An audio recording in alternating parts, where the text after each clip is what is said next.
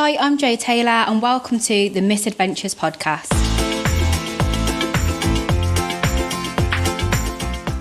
So, we're joined by Zoe Lyons today. Yes, we are. I tell you what, it is one of the best episodes I think we've recorded yet. I was howling the whole way through. And again, when we're listening back to it as well, just, making sure it's perfect for all you lovely listeners, I was absolutely cracking up. I was creasing in the garden listening to it. My neighbours must have thought, what the hell is she doing? The neighbours always probably think, what the hell are you doing? Yeah, probably. But that's not a conversation for this podcast. So yeah, I think it's a really, really good episode. I agree. I think it is by far the funniest conversation. Potentially one of the funniest conversations I've ever had in my life. That's bold, but do you know what? I feel like I agree. But the thing is, we start off fairly civilised, I feel. And then it all goes downhill very quickly.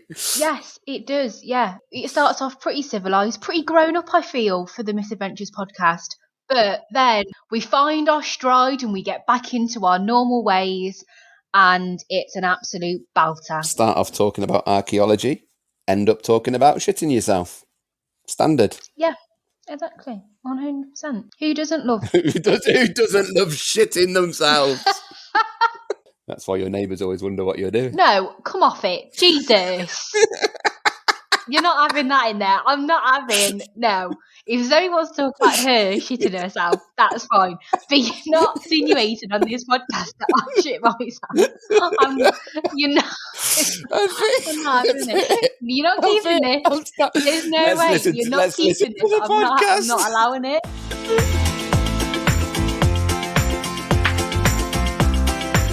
Well, Zoe, thank you for joining us on the Misadventures podcast. It's a pleasure. How are you doing?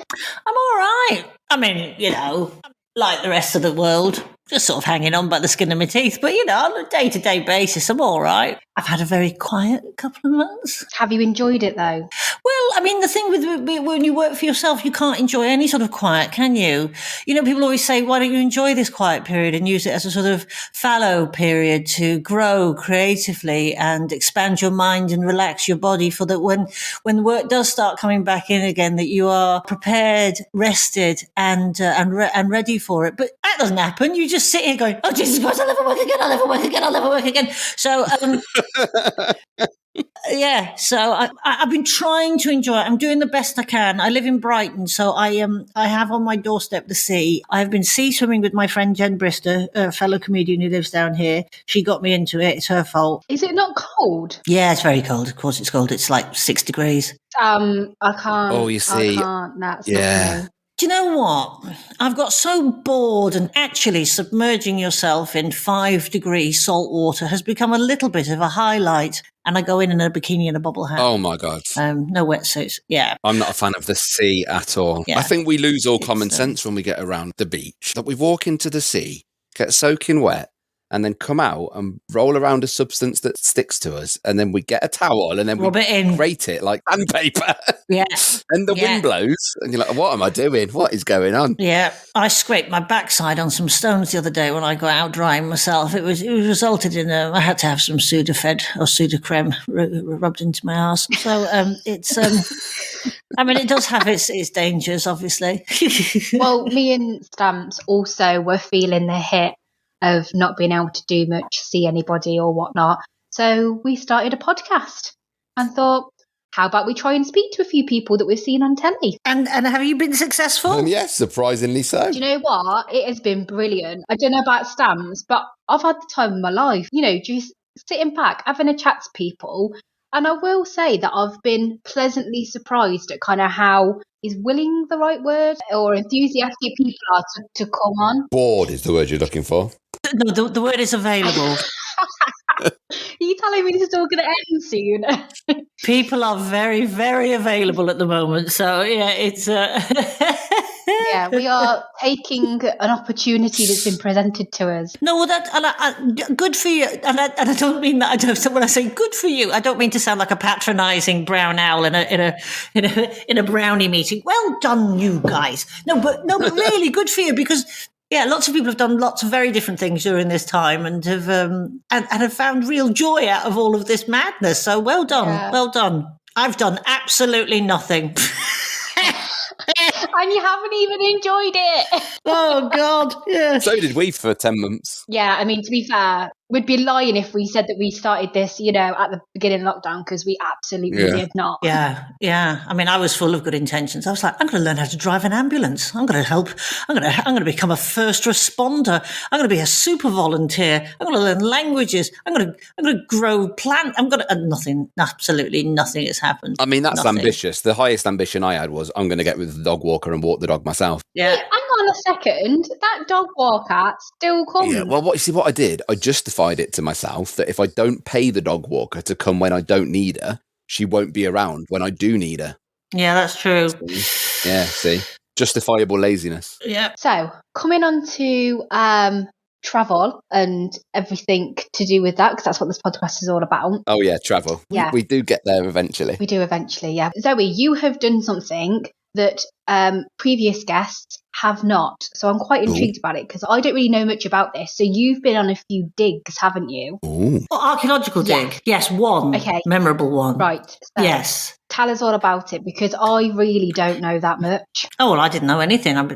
Like anything in life, I sort of blagged my way onto that. I was 16. I was living in Scotland at the time with my family, my mother and my stepfather. And I was 16. I just completed my exams, but I wanted to do something a bit different. And I don't know how I found this because this is pre-internet. I mean, it's pretty much pre the wheel. That's how old I am. And I managed to find, I genuinely don't know how I managed to get on this. I volunteered to go to the south of France with Sheffield University Archaeological Department. I genuinely have no idea how I managed to get on this. Did they pay for everything as well, or no? I volunteered up my summer to go and work on an archaeological dig, a Roman ruin dig in the blistering south of France heat. I think I was there for about 6 weeks, living in a tent that was just absolutely riddled with lizards. I mean, it was pretty grim. So yeah, I worked on this archaeological dig. I mean, it was the dullest. You think when you're a kid, you're like, this will be great. It was my first big adventure that I went away on my own. I flew out there on my own and I sort of hooked up with these people who were all probably in their early 20s. So quite, at that point, quite a bit older than me, dead cool. And I was this geeky 16-year-old school kid who was just trying to have a bit of an adventurous summer. And I thought archaeology, I think probably what I thought was archaeology. I'll be very much like Indiana Jones. Yeah, that's it. One of the indie films just come out of the cinema. Yeah. I mean, I think that's probably what I had in my head. I'll be wearing some sort of jaunty hat and a leather satchel. And running away from boulders. And just running away from boulders and Nazis. And it wasn't that, surprisingly. That's not what it was. What it was me in a pit chipping away at earth with a tiny trowel. And that wasn't Indiana Jones. And you had to be very, very careful because, of course, every dermis of the earth that you removed could reveal Roman treasures. I tell you what, bloody didn't. I mean, I was there for... Didn't find a thing. See, I just don't have the patience for anything like that. I'd end up digging it with a shovel. Oh, do you know what? In the end, I did lose my patience one day and I got a pickaxe, and actually that was the one day I found something, and I lopped the top off a Roman vase. Oh, Did you just claim that you'd found a piece of a Roman vase then? This one seems to have been stuck together by some Roman Pritt stick. So I did that for about 6 weeks. So you did last for 6 weeks? Oh, yeah, and I had an absolute ball because I hated school. And I was with people who were older than me.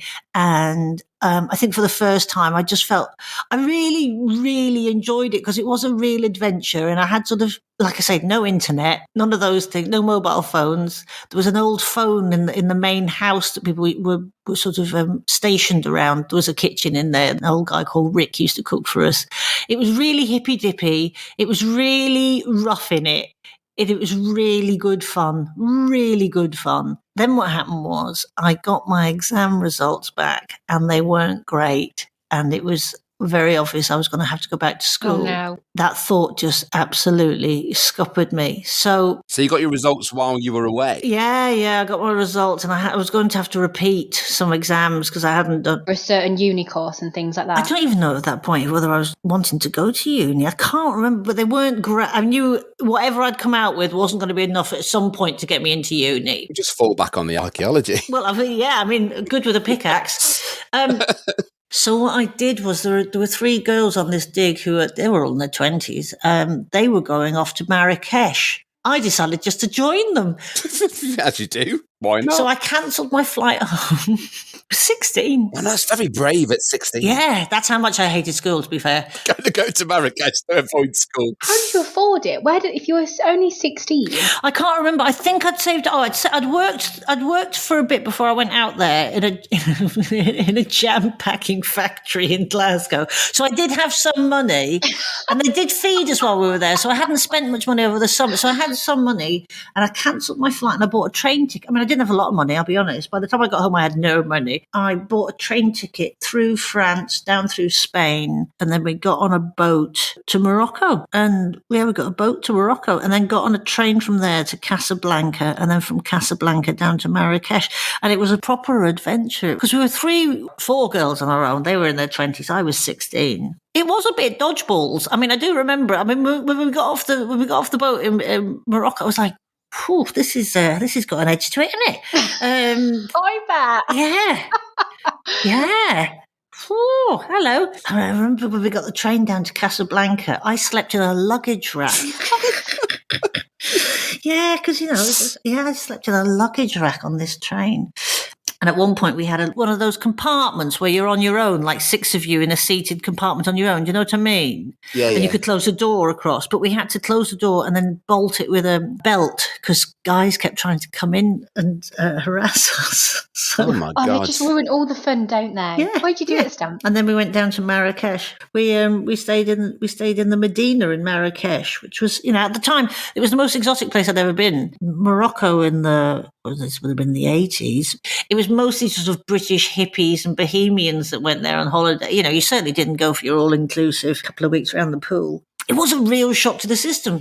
Anyway, long story short, I got the worst food poisoning I think any human has ever got in the history of food poisoning. Oh, I mean, I was so ill. I mean, I basically threw up my own anal ring. I was so ill. Do you know what caused it? Oh, it could have been anything. It could have been absolutely, at that point, it could have been anything. It was just... And everything, probably. Oh, my God. I was hallucinating. Here's a story for you. I was so bad, right? I was hallucinating. I had such a high temperature. But at that point, 2 of the women had gone off. I can't remember where they'd gone. They'd left us. It was just me and this mad American woman. She had a credit card. That was the only reason we survived. Yeah. And we had to stay in this hotel because I was so ill. At one point, I dragged myself through to the bathroom and I thought, I don't know whether I'm going to shit myself or be sick. Just do both. I just feel like the human cracker. A human cracker. I don't know which part to aim at the toilet first. Oh, so I sat on the loo and then threw up over myself. So I got off the loo, put my face in the bowl and shat on the floor. So that's what happened there. Absolutely clean as a whistle, the toilet. Toilet was clean as a whistle. It was just the worst case of mistiming and mispositioning I think anybody's ever witnessed. It was absolutely brutal. Nothing in the bowl. Oh, that was so funny. Oh, Yeah. my God, I'm crying. I'll never forget that. Oh God, that is a real. They say death is a great leveler. It's not. You have puking on yourself and then turning around and shitting yourself is the greatest of levelers. It's walk out and go. I'd give that a minute. I was like, we're going to have to burn down the hotel. Burn it down. We are going to have to burn down the hotel. Oh, I mean, it's not a good travel story unless you shut yourself, is it? Really, it really is. I mean, I bet you were more trying to explain this to your new cool friends. my new cool friend who, was having to pay for it on her credit card. Anyway, we had to get home and we didn't have any flights, but we got a taxi to Marrakesh airport. We had to keep the window open, obviously, because I was just so ill. We got to Marrakesh airport. She tried to buy us tickets to get on a plane home. And they looked at me. I'm like dribbling puke out of one corner of my mouth. And they're like, she can't get on a plane. And She's had one too many. I remember having to, I was like so desperate. I remember this vividly. I was only 16, but I thought I have to take control here. So I stood up and I walked to the desk and I went, excuse me, I appear to be suffering from some form of heat stroke. And I feel that as soon as I'm in an air-conditioned environment, my condition will stabilize sufficiently enough for me to be able to travel safely. And they issued us tickets. Oh my goodness. They gave us tickets. Unfortunately, it was to Paris. Oh, so not quite home. No, but it just seemed closer to home, so we took it. And unfortunately, the other problem was the only seats they had left were first class. I flew first class to Paris, covered in my own sick. From Marrakesh, yeah. And then we got to... This American woman just footed the whole bill? She had to pay for it initially, and then obviously when I got home, I had to explain the situation to my father, who got me out of the financial hole that I had created. I had effectively, well, in an archaeological way, dug. Yeah, we got to Paris. I remember we got to Paris and went, this isn't quite home, is it? We're just in Paris now. What do we do now? Oh, we changed airports. We must have flown into Orly or something. We changed airports and then managed to jump on a flight to London. Like we had minutes to spare and they sold us tickets and we got on a flight to London. My dad picked us up from Heathrow. He was absolutely livid. Livid with me. I can imagine. Had you been speaking to your parents much while you were away? Like, because obviously you wouldn't have had a mobile phone. No, so. I mean, not really. It would have been landlined in the hotel. They must have been absolutely beside themselves. Well, I'm saying that unless they just didn't care. But I mean, you think about it now, you go, could I be absolutely beside myself when my 16-year-old went off to Marrakesh with 3 women she didn't know and then ended up nearly dying in a Medina because of food poisoning? Yeah, I didn't live that one down with my parents for quite some time. How was the flight, though? I know you were in first class, which is obviously... Tense. Yeah, how was the toilet on the flight? Touch and go. It was very, very tense. And I remember it was Air France. And it was when first class really was first class. So they used to come around with this big trolley of champagne and everything and, blah, blah, blah. And I was... Oh, just what you wanted. I just couldn't have anything. Glass of water. Just a glass of water, please. But I was very cool when I went back to school. I had the best... school holiday story. Yeah, I bet you did. I can imagine. And a saline drip in the arm. And a saline drip. Thinning hair. Livid parents. You looked. I looked amazing. I was beach body ready. So that was my first real adventure. That's too much. Yeah. 16 as well. That's a hell of an adventure at 16. It is, isn't it? Yeah, definitely. And I know that your brave antics didn't stop there, because a little bit closer to home, you went to Ireland, didn't you? But you hitchhiked the whole way round.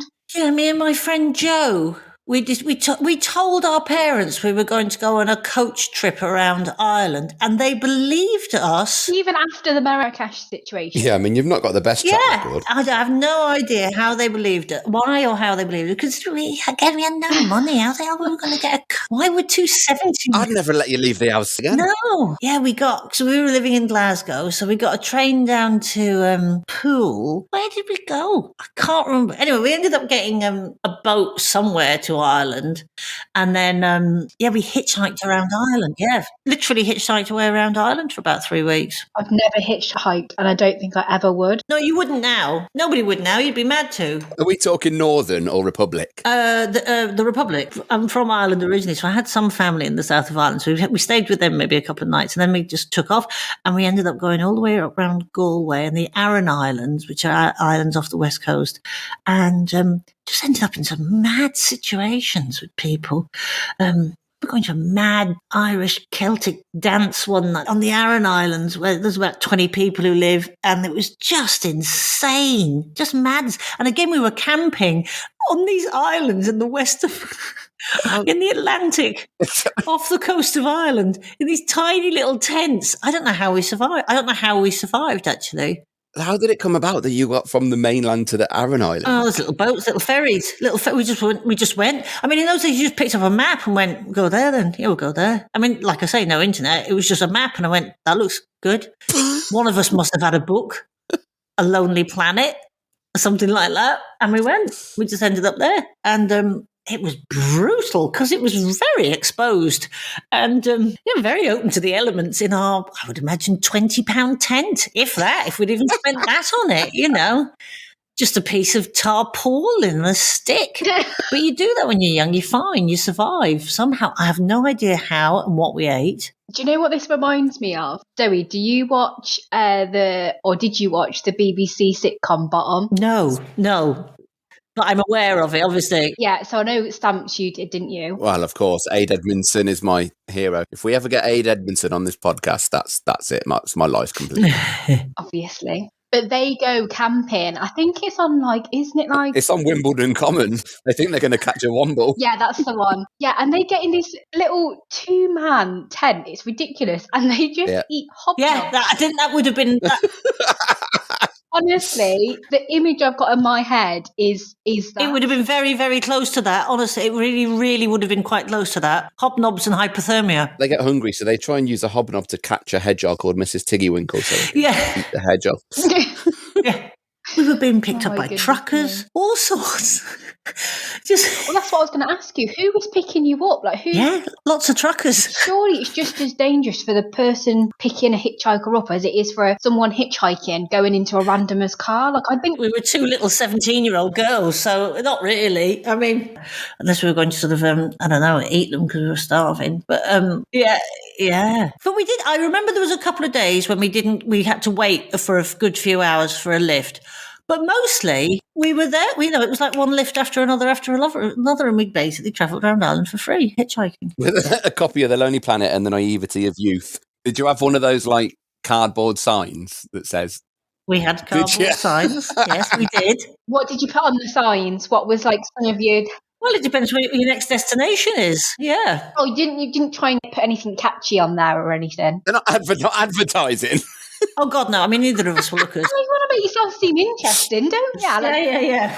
If I was going to pick up a hitchhiker, I want them to provide maybe a little bit of comedy on the route or something. A reference. Yeah. We were school kids. I don't think people go past hitchhikers and think, "Nah, I'll wait for a better one to come along." Yeah.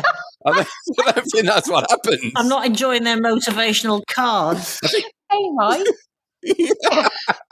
Well, they haven't put much effort into that. Bloody hell. I was going to give them a lift, but they've spout that wrong. Yeah. Marketing, shocking. Branding, no go. Where else in Ireland did you go then? What other mishaps did you get yourself into? Well, the big mishap in the end was my friend's dad had a heart attack and then we had to get home really quick. So that sort of put a bummer on it. And I remember we had to get back really quickly. But again, we managed to. You don't see many hitchhikers anymore, stood by the lay-bys. No, you really don't, do you? Not in this country. I can't remember the last time I saw a hitchhiker in this country. I really can't. See some in America, to be fair. There was one, I think it was a lady that I remember seeing. She was holding up this sign and it was something like, need to get back to my kids. Oh God. How she'd lost all the money or something like that. And you just that story, whatever the story was, if that was real, feel really, really sorry for you. But I just can't take the chance. No, you want to give your spare seat to somebody who's made better life choices. Yeah. You can't risk it. I wouldn't pick up a hitchhiker now. No way. That's the thing, right? Because that's you used to get people always stood by the lay-bys, didn't you, with their little cardboard sign and their bag and their self-esteem saying north, just north on the M6. Anywhere north. But then as the driver, I'm thinking, if I pick that guy up, he's going to kill me. Yeah. But then maybe the guy's thinking, if I get in that car, they're going to kill me.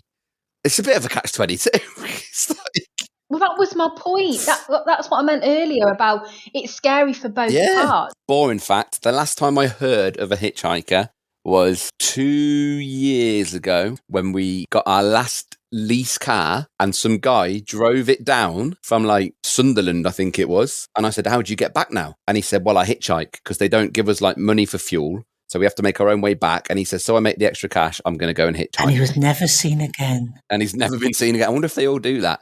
These people, like the lease cars, they drive them and then they get out and they've got no way of getting back unless they, get the train. Or so he said he's going to hitchhike to save some cash. I just don't think 35 quid is the equivalent to your life. Just pay the £35 for a train. Well, to be fair, if money is tight and your only option is budget travel, I have been on a megabus, and actually, I think being hog-tied in the back of a stranger's boot would have been more comfortable.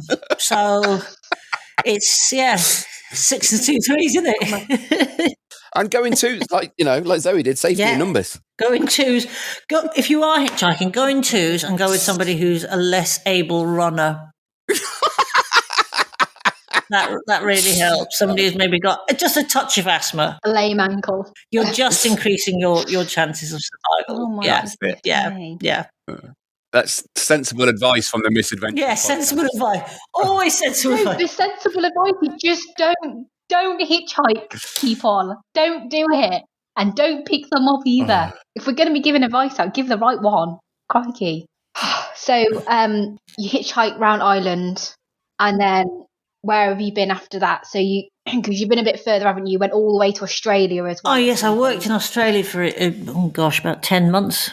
We were on one of these years out where we had a year out, and we went to Thailand, and then we went to Indonesia, and then we went to Australia, and we had working visas for the year. And I was in my 20s at this point doing that. That's like, you've got more travel experience than most people have got in a lifetime in the space of 5 years. Well, when I was 18, I went across America on my own. So Australia, I went with a partner of mine, and we worked in Sydney for a while. And then we bought a van, like a panel van, a Ford panel van. They're really common in Australia. They're brilliant. It had like a bench seat in the front and stick shift on the steering column, covered at the back so you could sleep in it. I mean, really uncomfortably, but you could sleep in it.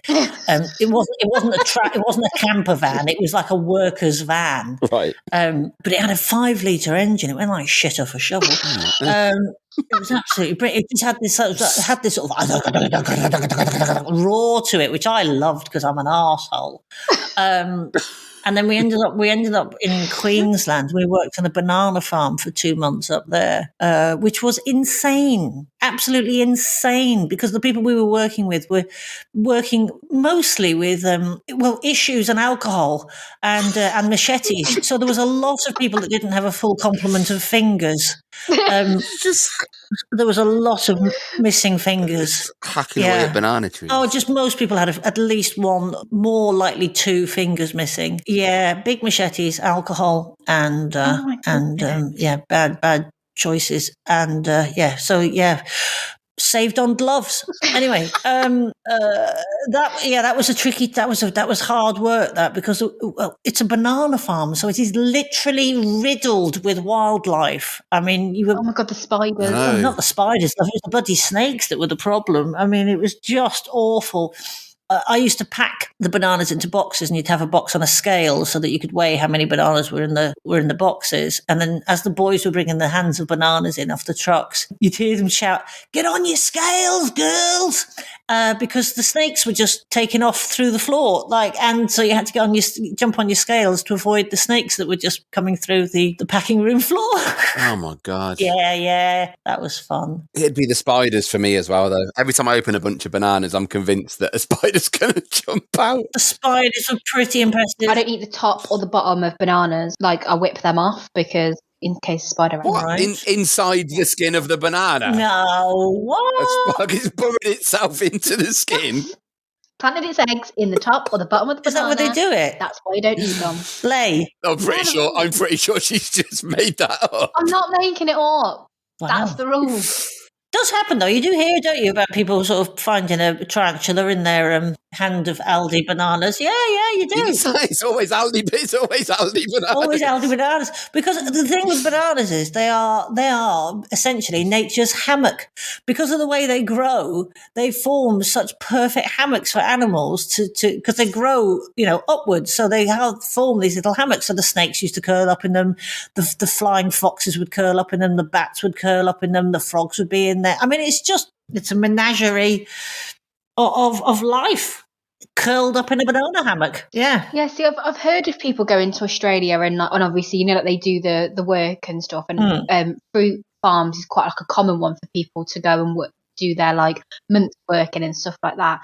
And obviously very naively, I'd never thought about the fact that there would be loads of like insects. What, in the middle of Australia? Wildlife and stuff there. So that it's riddled. Yeah. It's all right. I've just struck that right off my list as options now because it was brutal. I mean, we did a bit of work where we were clearing fields to be planted with sugarcane. You basically walk around behind a tractor pulling a massive trailer and clearing the field they call it stick picking, but they're not sticks. They're massive branches and trees, and you throw them in the back of the truck to clear the fields.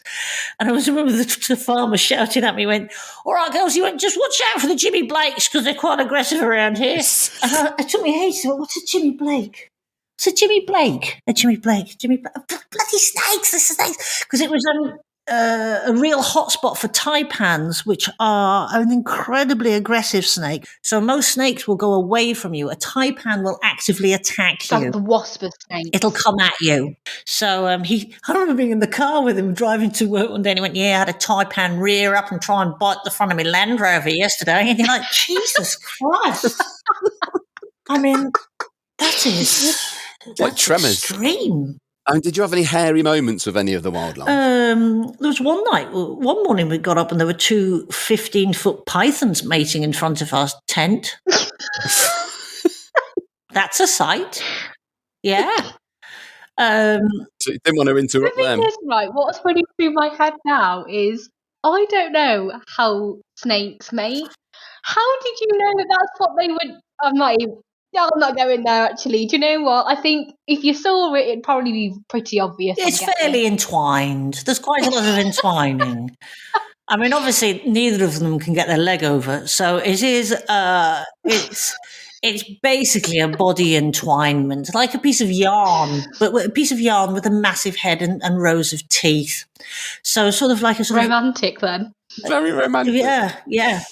We had an issue with cane toads as well. They were a problem. They're vicious as well, aren't they? They're not vicious. They're poisonous, and just really, there's thousands of them. There's just fucking thousands of them all over the place. So you'd wake up in the morning. We lived in a caravan while we were fruit picking, and you'd open the front door in the morning, and the ground would just be moving because it was cane toads. Oh my God, no! I couldn't do that. Yeah. I had a kangaroo steal my biscuits one night. We were sitting around a campfire, and this kangaroo just came along and just took my packet of biscuits out of my hands and ran off. Well, bounced off. I'm having them. Don't want to mess with kangaroos. Yeah, so. What biscuits were they? I can't remember. It was probably a hobnob again. That's it. It's understandable, isn't it? Hobnobs are pretty superior. Yeah. So. I mean, I'm not sure if kangaroos have a preference. No, he didn't seem to care. He was going to have it. I mean, we were in places. When we did leave the banana farm, we travelled around. We ended up in some pretty remote places, and the size of the kangaroos that would bounce past our tent in the morning, I mean, huge. They're 6-7 foot, massive bloody things. Yeah. It's just madness. Yeah, it's weird, isn't it? Because there's things like that, like, even though you see pictures and things of them, I don't think you have a true appreciation of actually the size of them. Because one of the things that I didn't realise was so big, and obviously this is not Australia, a moose. Oh, yes. Like, they are ginormous. And I didn't realise. I thought they were going to be like this, maybe the size of a camel, but they're not. They're massive, aren't they? Well, my brother used to live in Alaska, and I've travelled around Alaska a couple of times, and all of a sudden my brother's gone, moose, moose, moose, moose, oh, moose. Wow. And you don't disturb a moose, particularly if it's got a baby moose with it. You really do not disturb a moose. So we've all had to go, moose, moose, moose, and then just try and back off without it literally getting the hump and sort of chasing you, because, it'll kill you. Will it charge? Oh, God, yeah, they'll kill you. Yeah. Oh, really? They're huge, and they can kill you, yeah. I mean, not that I was thinking about going up to one to pet it or anything, but... No, I don't think you should ever pet a moose. It's... That's some more sage advice. Yeah. There's a little tidbit there for our listeners. Yeah, no, don't pet a moose. Oh, my goodness. So you said that you travelled around America, though. as well. So apart from Alaska, where else? I spent a summer when I was about 18, 19 working in Maryland, in Ocean City, Maryland. Sorry, but 18 when? When I was about 18 or 19, I must have been about... Oh, I thought you said 18, 19. Yeah, not 18, 19. I'm not that old, no. During the Civil War. During the Civil War. I was on the wrong side. We don't talk about it. I must have been 18. I was 18 going on 19. Zoe, I'd hang up. She can't insult you any more than that. Yeah. And I spent a summer working in an ice cream parlor in Ocean City, which was interesting. Was this again? Did you just decide to up and go to America? I just started university, and you could do this thing where you could work in the States for a summer. They'd do this student exchange thing. So you could go for 3 months, you could work for 2 months and travel for a month. So that's what I did. And typical me, sort of at the end of it, when everybody went off traveling, everybody was going off in groups with pals and, and I decided stupidly, I was like, I'm going to brave it. I'm going to go on my own. And then when the day came, I went, oh God, this doesn't feel comfortable. And I travelled around for a little bit on my own. I went to see various people that I knew that I'd met through university already that were from America. And then I went to Boston and I picked up what was called the Green Turtle. It was a 1950s school bus that they painted green, and it was travelled across America from coast to coast, basically run by old hippies. And they'd sort of taken the seats out and replaced them with bunk beds. And you get about 20 people in there. Proper rough as, That's it. Health and safety be damned. Rough as, absolutely. But we travelled across, I think, 21 states, I think we did. Amazing. Yeah, which was pretty awesome, pretty good fun. Not very, there weren't many showers to be had. For sort of 2.5 weeks, 20 people on the bus, you can imagine, had its own particular atmos by the end. So, yeah. Atmos? Is that what we call it? Yeah. You didn't get food poisoning again, did you? Not on that trip. Not on that trip. No, definitely not. But I definitely needed a bath by the time I got off that trip. Yeah. That was proper stinking hippie travel. Oh my goodness. Brilliant fun, though. Absolutely brilliant fun. So what, some of the states that you went to, where did you cover them? And we went all the way down from Boston, so Massachusetts, down all the way down, all the way down to Florida, and then across through Louisiana and Texas and Arizona and the desert states, and then up through California, and anywhere else in between that we traversed. So it was. Yeah, it was great. The sort of thing you do when you're at 19. Now, I think it was absolutely horrific. In a converted bus with 20 other people, I agree with you, yeah. But then I was just having the time of my life. It's like a hospital on wheels. Oh my God, time of our lives. It was brilliant. But you did that alone again. You were so brave when you were younger, Zoe. No, I do think about it now, and I'm like, I don't know how. I tell you what, though, I can still remember leaving Ocean City with all my other British people, students that had been over there. We were heading out on our various adventures, and I vividly remember feeling incredibly sad and nervous that I decided to go and do this thing on my own, like go and meet other people and do it on my own. I was really, really nervous and really regretting my decision. But I'm so glad I did it in the end. I'm really, really glad I did it. But I guess you met other groups of people and stuff, didn't you? Well, obviously on the bus, we were all together for, 2.5 weeks. So that was great. But, I didn't know anybody when I got on, but it was great. And we were all brilliant friends when we got off. It was just amazing fun. So were they all just like singletons like you then as well, all come together? Predominantly. There were odd couples, but yeah. But predominantly, yeah. But I'm so glad I did it. But yes, I do vividly remember that feeling of being on that bus leaving Ocean City going, oh God, I wish I was going with friends. This is going to be really hard. I suppose it was harder because you saw other groups of people going off together. So, and maybe if you didn't see that, maybe you wouldn't have felt that way. Cause when I was going off to do my trip to America on my own, probably a good year before I was going, like I had this idea that I would love to do it with somebody, but nobody wanted to go with you. Shut up! Don't be so mean. No, but it's like I was nervous about doing it, but I didn't want the fact that I was going to be on my own to stop me from doing it.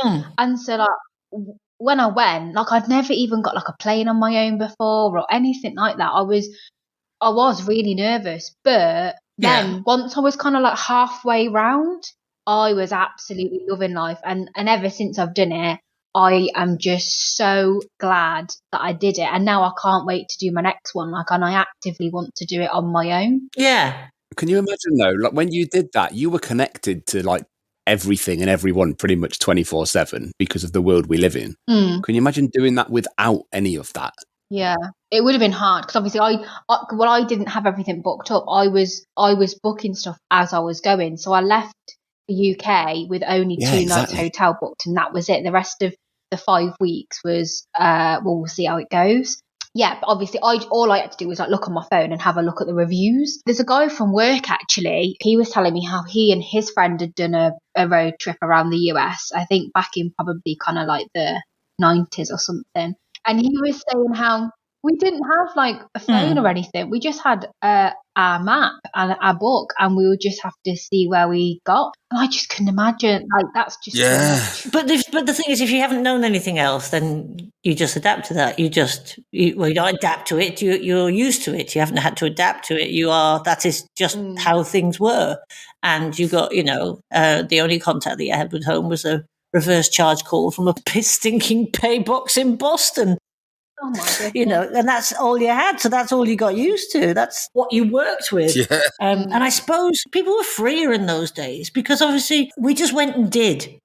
You just went and did. You didn't have to photograph it. You didn't have to post it for people to believe that you'd gone and done it. It didn't have to be liked. It didn't have to be noted. It didn't even have to be commented on. It was just done. And then you either came back or you didn't. That was it. And actually it's a much freer way of traveling, I think, without having to think about, wonder if this will look good on Insta, and much less pressurized. Yeah, if you go anywhere now, any kind of sites of any significance, all you see is people looking at it through their phones. Yeah, I mean, like, just look at it. Machu Picchu must be the least spiritual place on the planet. It's just it is, whilst it's a lot easier to keep in touch and sort of a lot less terrifying to take off, it's far harder to just be in the moment now and enjoy what's in front of your eyes without wondering whether this improves your status as a being because somebody else has seen where you've been. It's we're all guilty of it. I do it now. I do it. Of course I do it now. Everybody does it now because you can do it now. But a lot of the surprise has gone out of travel as well because, of course, you read the reviews before you go. When I was a kid, you just turned up and went, there appears to be a dead body in the bath. That's it. No reviews. No, nothing. No, it was far more spontaneous. Yeah. It was far more spontaneous. So you could have far worse experiences, but far better ones as well. Yeah, I suppose that your expectations was always sort of like middle ground, and they'd either be exceeded or they just, plummet, wouldn't it? Yeah. But then nobody knew you were there, so nobody cared. You do, you can plan out everything from home now, can't you? If you go into a theme park abroad, if you go into a zoo, you buy your tickets before you go, you'll get the map, you go, we'll do this first. Nobody just turns up anymore. Yeah, I do wonder if the future travel in the future will just be a sort of. There must come a time when we opt to travel to places where we can get lost, where there is no connectivity. It must become an option at some point. Parts of Hove, the reception's terrible, but it's. I have to stand near the window at my mother's flat to get any sort of reception. But yes, I wonder if it'll become like a sort of a centre parks for disconnection in the future. Absolutely, because you look. Obviously, people always thought the view of the future was going to be like the Westworld thing, like everything's going to be hyper connected and everything's going to be AI. But you're right. I don't think people want that. I think it will almost be the opposite. It'll be like just an actual holiday where you just get back to reality. Yeah, rubbing sticks together. Bloody hell, that's a bit back further than 1819, isn't it? Going back to a childhood. 1890. Yeah, sort of a childhood. Yeah. Oh my goodness me. Yeah. So, Zoe, we are so close to getting out of lockdown. Oh, don't say that. Don't jinx it. Oh, yeah. Yeah. You've done it now. I've got my hair booked for next week and I am not missing it. It's been a year. So have you got a list, or where's your next place that you want to go?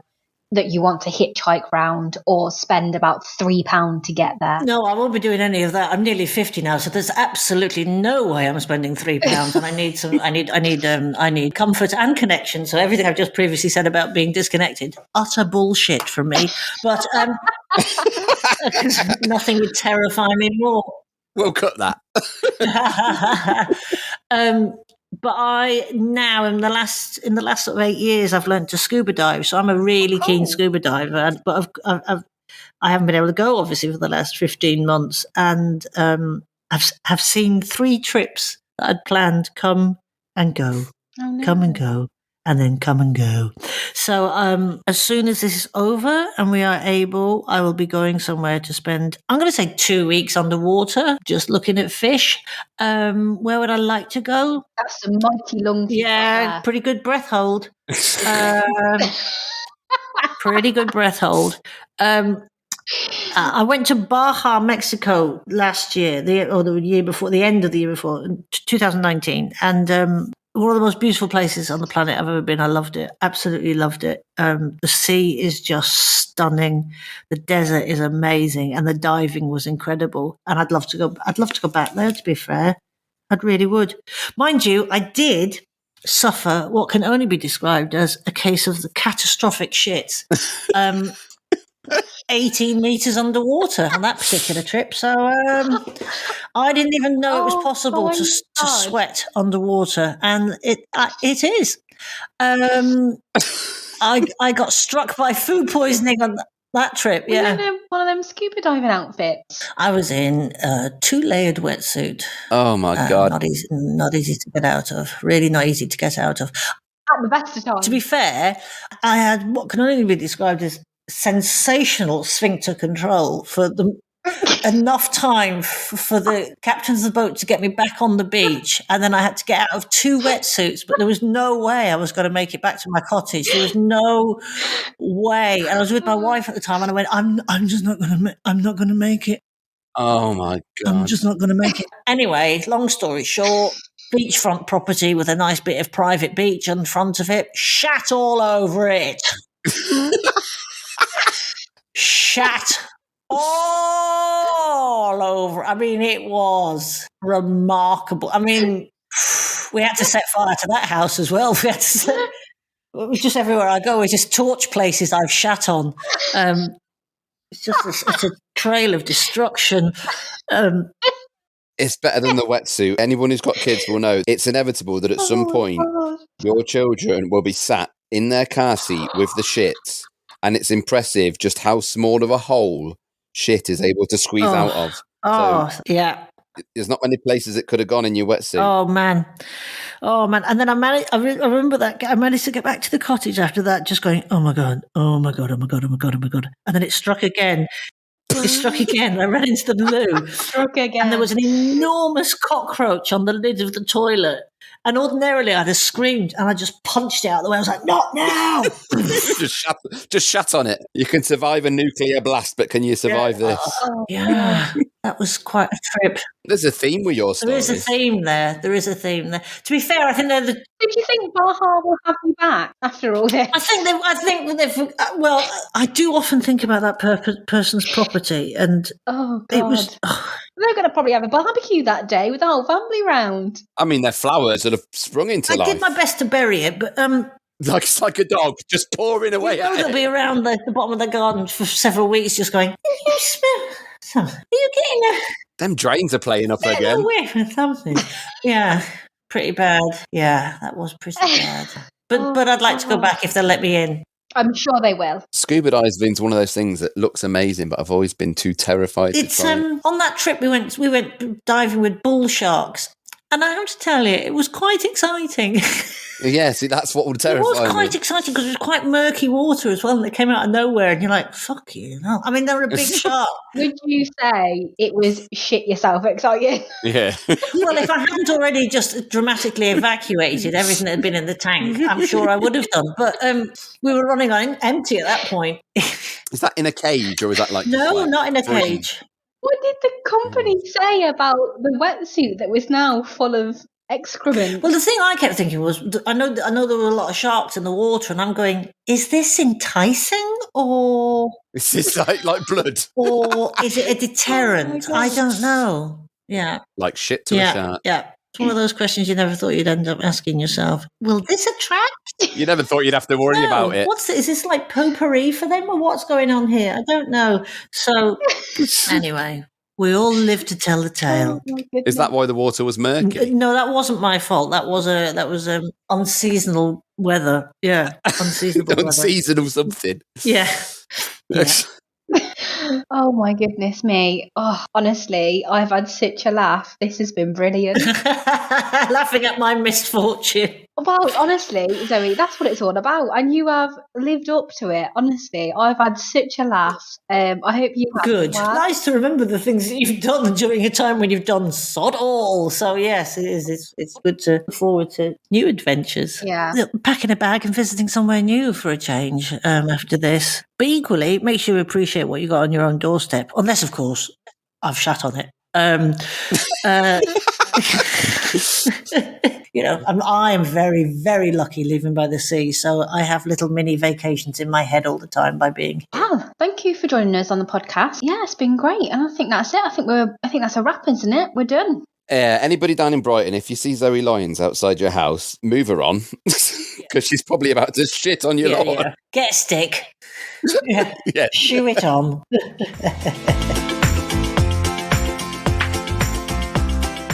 Wow. What more can you say other than wow? I tell you something, whenever I see Zoe Lyons on the telly, I'm never going to look at her in the same way again. I always thought she was quite, calm, collected, grown up, self-assured. Good sphincter control. Good sphincter control. That's it.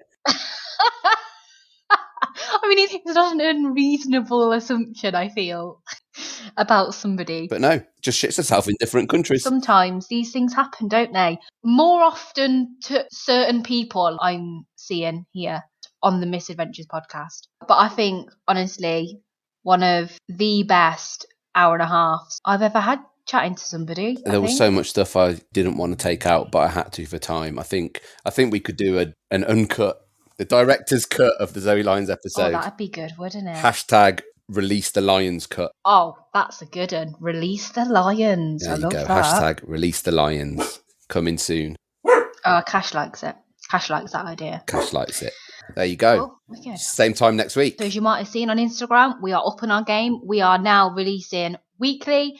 Every Friday, there will be an episode of the Misadventures podcast available for you on your favourite streaming platform. So don't miss an episode. And as usual, find us on Instagram, Misadventures in Travel. Follow us, like our posts, support us. And if you've got any stories, any misadventures of your own, DM us, let us know, and we could share them on the podcast. Yes, we can.